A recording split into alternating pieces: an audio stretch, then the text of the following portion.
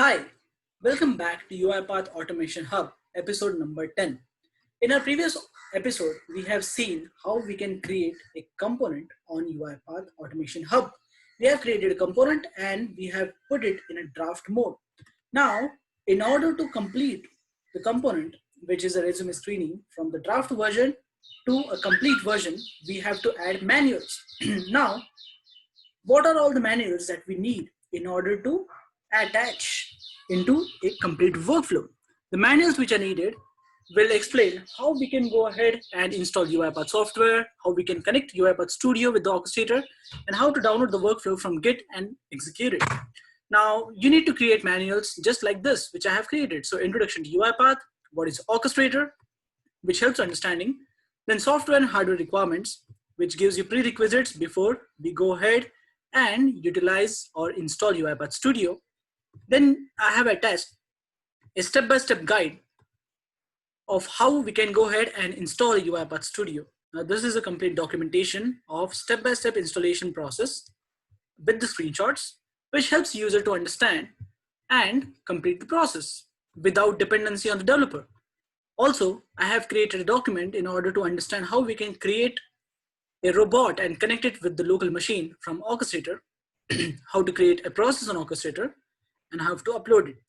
So I have created all these documents as a manual, then downloading from a Git and uploading workflow to our Git. Now let's close this and let's navigate back to our UiPath component. Now let's click on this component and let's go ahead, edit the component. Once I edit the component, all I have to do is just attach the manual files. Now I'm going ahead and attaching the manual files. Now, as you can see, I have all the manuals here. The first manual would be Introduction to UiPath. So let's go ahead and attach that. So I have uploaded the manual of Introduction to UiPath.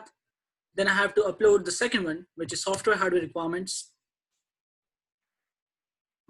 Then I have to upload the third one, which is going to be the Studio installation. And then the next one, which is going to be Orchestrator.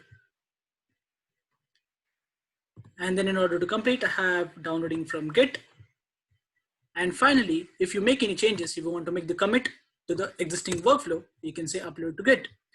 And once our manuals are uploaded, now we have already completed entire creation in our previous video, how to create a component. Now let's go ahead and submit it.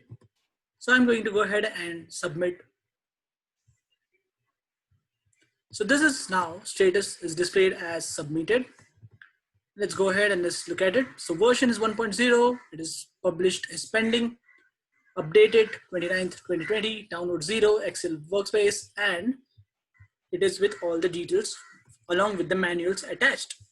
Now all we have to do is accept this particular component. Now let's go ahead and look at what are all the tasks which we have. So we have development task, which is on track, and I'm getting the notifications of the processes which we have completed earlier. Now let's go ahead and let's look at my components.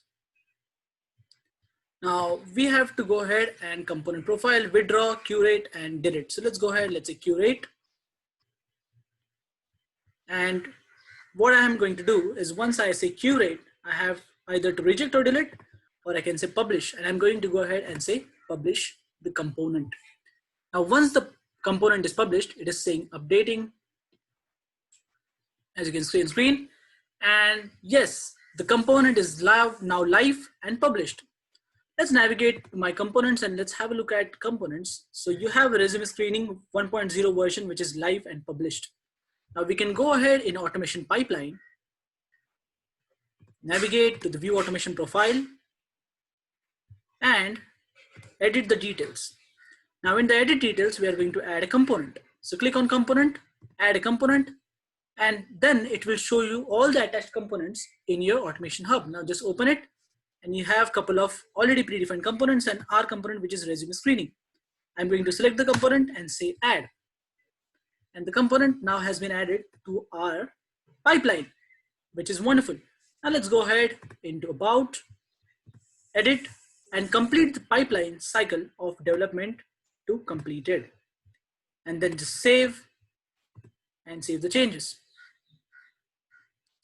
Now moving further, once the development part is completed, we have a testing part. So that we will look at into our next video.